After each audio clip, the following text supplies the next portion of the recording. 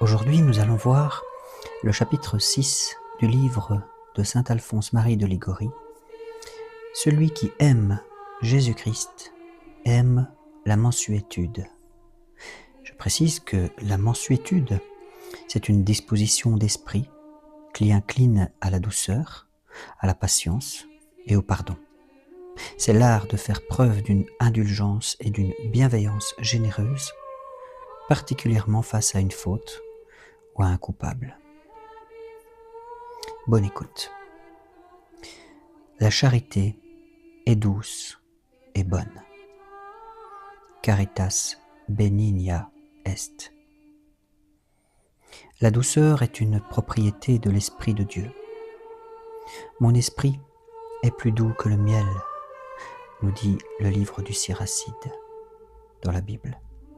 Aussi, l'âme qui aime Dieu étend son affection à tous ceux que Dieu aime, c'est-à-dire au prochain. Son penchant et son constant souci est d'assister, de consoler, de contenter qui elle peut et autant qu'elle le peut. Écoutons saint François de Sales, maître et modèle de la sainte douceur. Il reprend un verset de Jésus dans l'évangile de Matthieu. « Prenez bien garde à pratiquer l'humble douceur que vous devez à tout le monde, car c'est la vertu des vertus que notre Seigneur nous a tant recommandée. » Ainsi, la faut-il pratiquer toujours et partout. De là, cette règle de conduite que nous trace saint François de Sales. Je cite, « Ce que vous verrez pouvoir être fait avec amour, il le faut procurer. Ce qui ne se peut faire que par débat doit être laissé. » Fin de citation.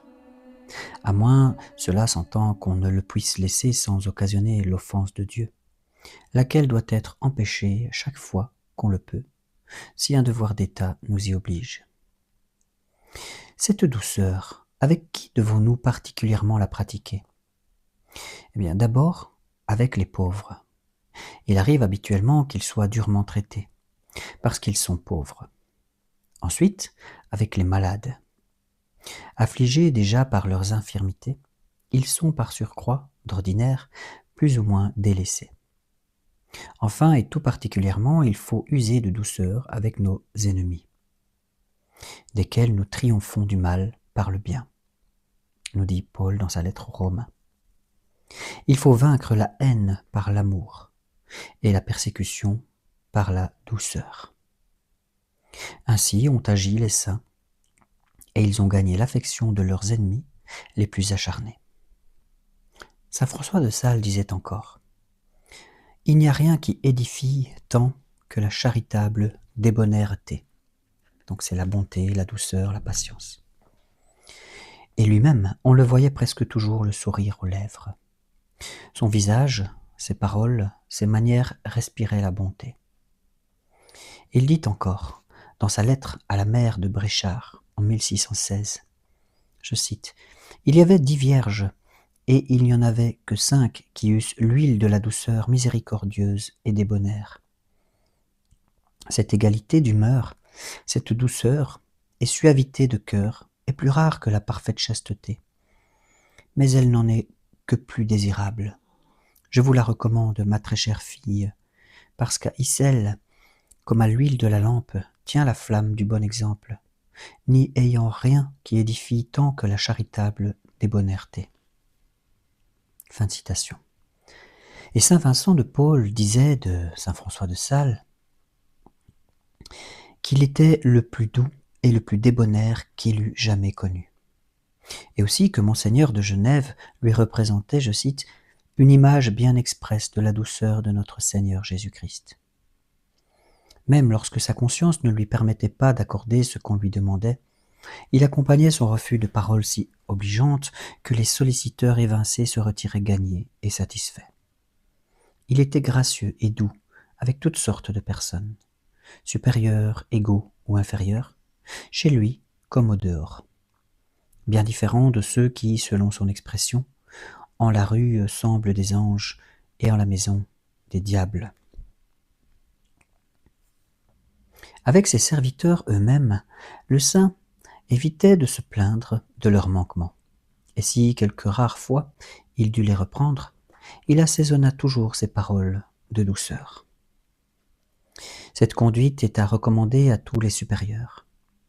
Le supérieur doit user de la plus extrême bonté envers ses sujets. En leur prescrivant ce qu'ils doivent exécuter, ils doivent plutôt prier que commander. Saint Vincent de Paul estimait qu'il n'est meilleure manière pour les supérieurs d'obtenir l'obéissance de leurs sujets que la douceur. Et pareillement, sainte Jeanne de Chantal écrivait « J'ai considéré et essayé toutes les conduites, et après tout, j'ai vu que la conduite douce, sincère et humble de support est la meilleure. » Fin de citation. Et jusque dans les réprimandes, le supérieur doit être bon. Autre chose est reprendre avec force, autre chose avec dureté. Reprendre avec force est parfois nécessaire quand le manquement est grave, et surtout quand il se renouvelle après avertissement. Mais gardons-nous de jamais réprimander avec âpreté et emportement. La correction faite avec colère apporte plus de dommages que de profit. C'est là le zèle amer, réprouvé par saint Jacques dans sa lettre. D'aucuns se vantent de tenir leur monde en respect en le menant à la baguette. À les entendre, c'est là le bon gouvernement. Mais saint Jacques n'est pas de leur avis. Il dit « Si vous avez un zèle amer, ne vous en glorifiez pas. » Jacques chapitre 3. Fallut-il, en quelques cas fort rares, employer une expression sévère pour que le délinquant saisisse la gravité de sa faute? Il est indispensable cependant de le laisser à la fin sur la bonne bouche, par quelques mots de bonté. À l'exemple du Samaritain de l'Évangile, nous devons guérir les plaies par le vin et l'huile. Luc 10. Mais, comme l'observe saint François de Sales, parmi toutes les liqueurs, l'huile prend toujours le dessus. Elle représente la douceur et débonnaire-té, laquelle doit dominer en toute notre conduite. Le baume qui prend toujours le dessus parmi toutes les liqueurs représente l'humilité. Et l'huile d'olive, qui prend toujours le dessus, représente la douceur, laquelle surmonte toute chose et excelle entre les vertus comme étant la fleur de la charité, laquelle, selon saint Bernard, est en sa perfection quand non seulement elle est patiente, mais quand, outre cela, elle est douce et débonnaire. S'il arrive que la personne à reprendre soit sous le coup de l'émotion, il faut alors différer la réprimande jusqu'à ce que sa colère soit tombée. Sinon, nous ne ferons autre chose que l'exaspérer davantage. Selon le mot de saint Jean, chanoine régulier, « Quand la maison est en feu, évitons d'y jeter encore du bois. » Vous ne savez pas de quel esprit vous êtes animés, dit Jésus à ses disciples. Ainsi répondit Jésus à ses disciples Jacques et Jean quand ils réclamaient la correction et le châtiment contre les Samaritains qui leur refusaient l'entrée de leur pays. « Ah, leur dit Jésus, quel est donc cet esprit-là? Ce n'est pas le mien, qui n'est que douceur et bonté. Le Fils de l'homme n'est pas venu perdre les âmes, mais les sauver. Et vous, vous m'engagez à les perdre? N'insistez pas, et ne m'adressez plus de pareilles demandes, car ce n'est pas là mon esprit. » De fait, avec quelle douceur Jésus traita la femme adultère. Il lui demande « Femme, personne ne t'a condamnée? Moi non plus, je ne te condamnerai pas. Mais va, et désormais, ne pêche plus. » Jean chapitre 8. Jésus se contente de cette seule recommandation de ne plus pécher, et il la renvoie en paix. Et sa bonté à l'égard de la Samaritaine, qu'il entreprend de convertir, et qu'il convertit en effet par ce moyen. D'abord, il lui demande simplement à boire, puis il lui dit « Oh, si tu savais quel est celui qui te demande à boire !» Et enfin, il lui révèle Judas lui-même, le Messie, l'impie Judas, attendu. Avec quelle bonté Jésus cherche à le ramener. Il partage avec lui sa propre nourriture. il lui lave les pieds. Et dans l'acte même de sa trahison, il l'avertit, lorsqu'il lui dit « Judas, c'est ainsi, par un baiser, que tu me trahis ?» Et nous voyons encore le Seigneur Jésus œuvrer avec tant de douceur lorsqu'il veut obtenir la conversion de Pierre, alors que Pierre l'avait renié. Le voici, se retournant, le Seigneur regarda Pierre, et au sortir de la maison du grand prêtre, sans reprocher à l'apôtre son parjure, Jésus arrête sur lui un autre tendre regard, et ce regard convertit Pierre. Conversion telle que, tant qu'il vécut, Pierre ne cessa de pleurer l'injure faite à son bon maître. Oh, combien plus l'on gagne par la douceur que par une amère sévérité. Saint François de Sales disait encore « Il n'y a rien de si amer que la noix verte ». Alors confite, il n'y a rien de plus doux ni de plus stomacal, c'est-à-dire de plus digestif. Ainsi, la répréhension, âpre de sa nature, quand on reprend avec amour et douceur, devient aimable et délicieuse et produit bien meilleur effet. Voici un autre de ces mots, fort mémorable sur ce sujet, et qu'il a dit plusieurs fois. Soyez toujours le plus doux que vous pourrez, et vous souvenez que l'on attire plus de mouches avec une cuillerée de miel qu'avec 100 barils de vinaigre. S'il faut pécher en quelque extrémité, que ce soit en celle de la douceur. Il n'y a rien de si amer que la noix verte, mais confite, il n'y a rien de plus doux, ni de plus stomacal. La répréhension est âpre de sa nature. Confite dans la douceur et cuite au feu de la charité. Elle est toute cordiale, toute aimable et toute délicieuse. Saint Vincent de Paul racontait lui-même que dans le gouvernement de sa congrégation, je cite, « il n'avait usé que 3 fois en sa vie de paroles de rudesse pour reprendre et corriger les autres, croyant avoir quelque raison d'en user de la sorte, et qu'il s'en était toujours depuis repenti, parce que cela lui avait fort mal réussi, et qu'au contraire, il avait toujours obtenu, par la douceur, ce qu'il avait désiré. » Saint François de Sales encore, par sa cordiale bonté, obtenait de chacun ce qu'il voulait, et réussissait ainsi à ramener à Dieu même les pécheurs les plus obstinés.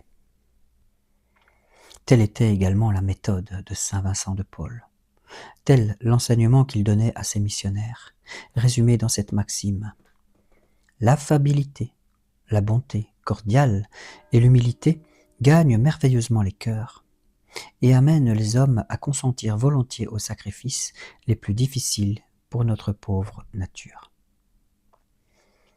Un jour, le saint confia à un prêtre de sa congrégation un grand pécheur à convertir. Ce prêtre se donna beaucoup de peine, mais sans succès. Ce que voyant, il pria le saint de lui parler à son tour. Celui-ci lui parla et le convertit.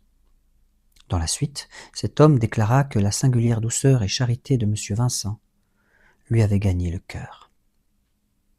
Aussi, le même saint ne pouvait souffrir la dureté envers les pénitents. L'esprit infernal, disait-il à ses prêtres, se sert de la rigueur de quelques-uns pour précipiter les âmes dans une nouvelle et plus profonde ruine.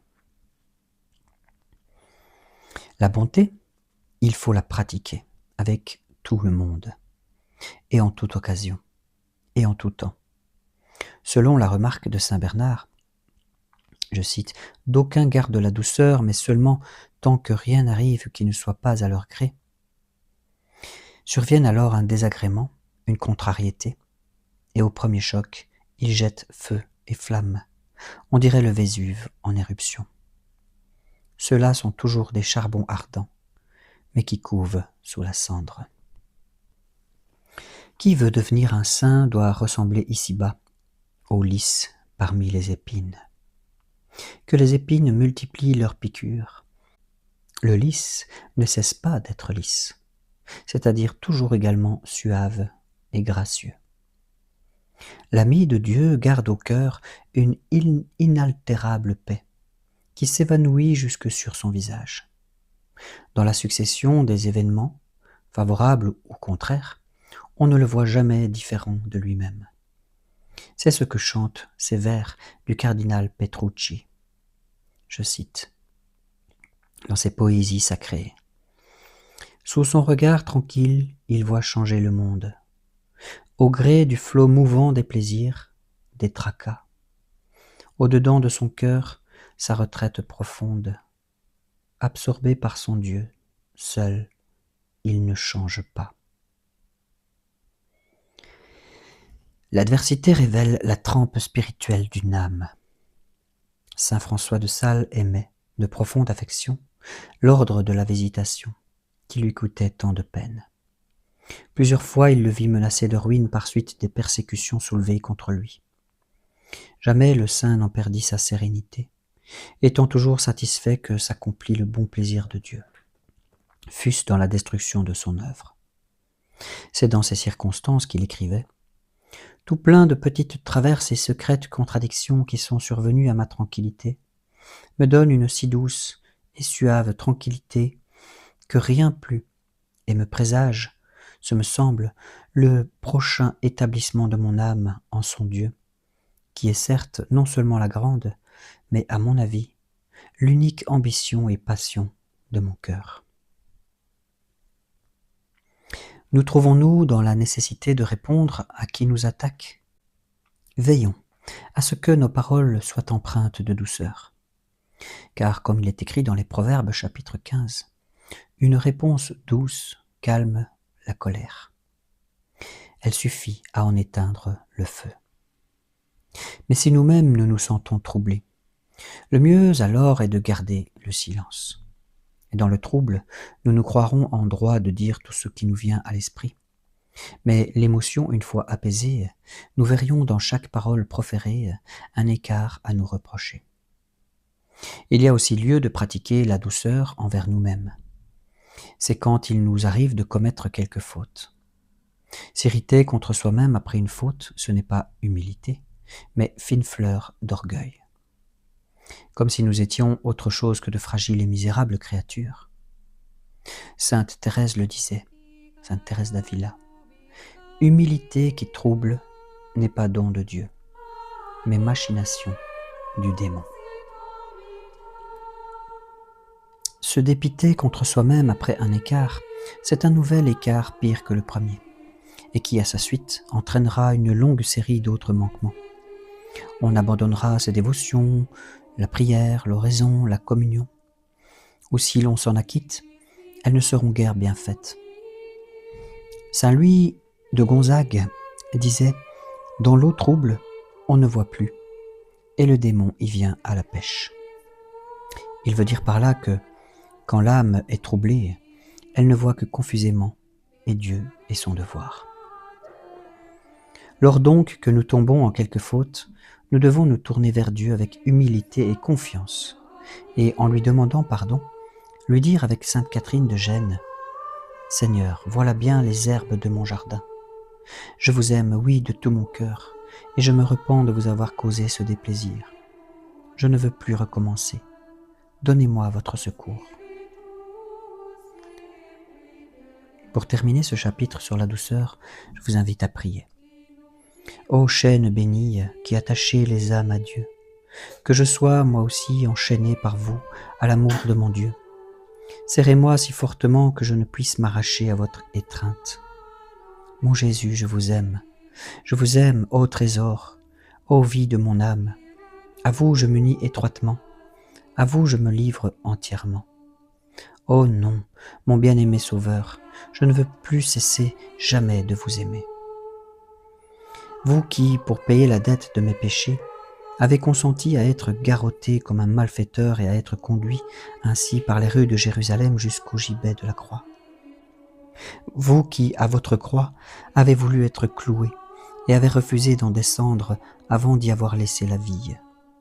Ah, par le mérite de ces tourments, gardez-moi du malheur de ne jamais me détacher de vous.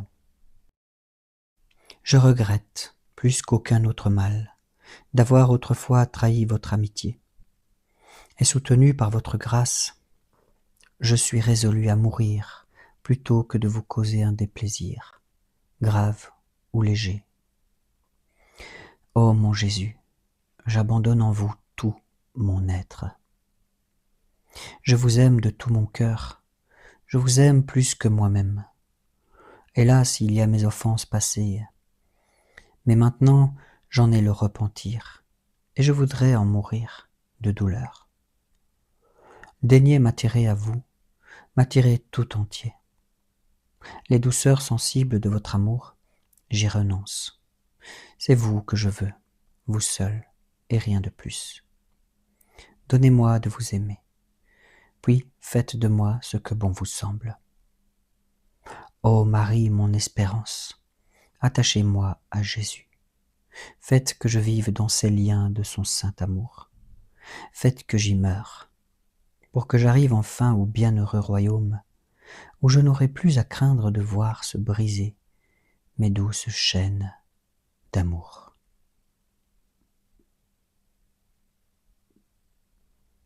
Dans la prochaine vidéo, nous verrons que celui qui aime Jésus ne porte pas envie aux grands de ce monde, mais seulement à ceux qui aiment davantage Jésus.